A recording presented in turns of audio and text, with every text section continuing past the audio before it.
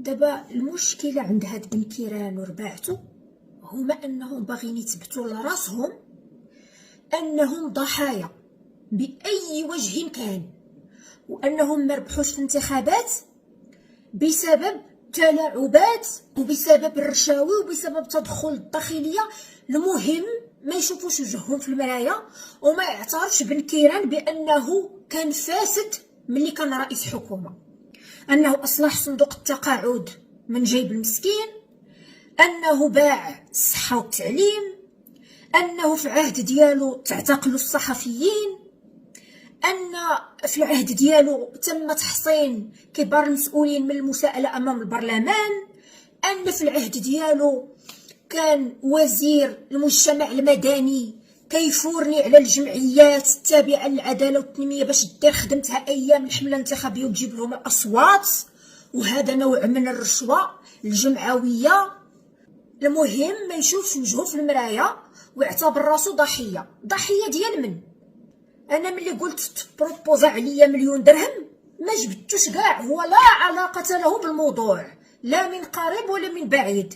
انا قلت اون سوسيتي دو كومونيكاسيون كانت تدير الحمله الانتخابيه ديال اخنوش، تلاقيت السيد اللي خدام فيها وبروبوزا عليا مليون درهم مقابل نسكت ما ننتقدش اخنوش، لا علاقه لي بالكيران ولا الحزب ديالو بهذا الشيء، غير ما ننتقدش اخنوش. وقلت لا وما خديتهاش.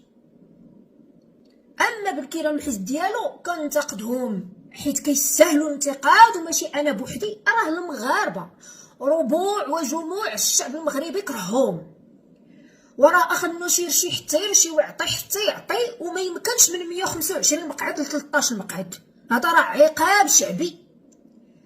وحالفين ما يشوفوا راسهم في المرايه ولا يعترفوا بهذا الشيء. انا واخا تحاولوا تسيئوا ليا ودايرين عليا هاد الحمله من هاد الصفحات كيكوبيو وكوليو نفس التصويره، واش ميسا كدوز العطله واش من خدمه عندها؟ انا قاريه وعندي تجربه في الصحافه والاعلام وخدامه على راسي وكندير لي كولابوراسيون وعايشه الحياه. بحال هاد الحملات مولفاهم وما تيزيدوا لي ما كينقصوني، حيت انا ما عنديش شي منصب خصني نحط منه استقالتي، ما عنديش شي اصوات عطيتوهم ليا وخدلتكم. انا مدونه الفيسبوك ديروا عليا الحمله اليوم وغدا بعد غدا، داكشي اللي عندي غنعاود نخرج نقولو. زايد ناقص شنو غادي تقضيو بهاد الحمله؟ غادي تردوا لراسكم المشروعيه حزب العداله والتنميه، غتردوا لراسكم المصداقيه، غترجعوا في الانتخابات الى انا جبت انا والو.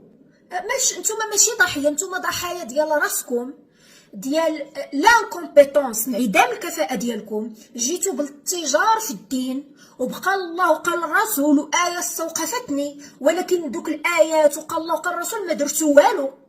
واش حبستوا الخمر؟ واش سديتوا لي باغ؟ واش سديتوا لي كاباغي؟ واش سديتوا البنوك الربويه؟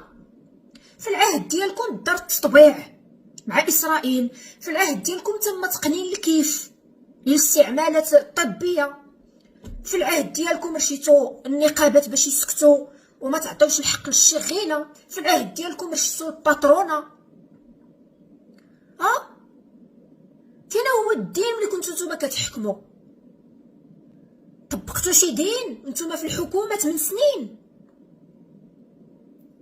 ما طبقتوا دين، ما عندكم كفاءه سياسيه، ما عندكم كفاءه اقتصاديه، والو. المستشارين اللي كانوا كيدوروا كلشي المغرب وانتوما في الواجهه، حتى النحله كرتوها، حتى عيالاتكم خليتوهم وتزوجتوا وحدين اخرين وصوبتوا السنان وقديتوا الكرش وشريتوا الديور وخديتوا التقاعد ومشيتوا بحالكم. انا زايد ناقص ونسد كاع هاد لاباج ونمشي نعيش الحياه، ما عندي حتى شي مشكل. ولكن راه فو نيت با دي فيكتيم، نتوما ما ضحيه اخنوش، ما ضحيه ديال الصحافه اللي كتاخذ من عنده الاشهار، مع العلم ان عدد ديال الصحفيين اللي خارجين دابا تيقولوا فضيحه ميسه كانوا كياخذوا الاشهار ديال المازوط من افريقيا. كلشي كان كياخذ الاشهار من عند اخنوش.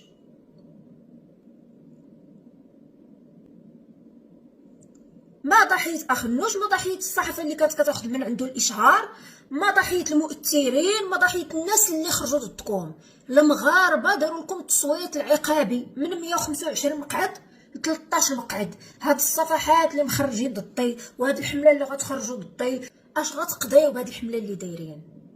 اش غتقضيو بهاد الهضره ديال لا فيكتيميزاسيون دو سوا، لانكم تلعبوا دور الضحيه؟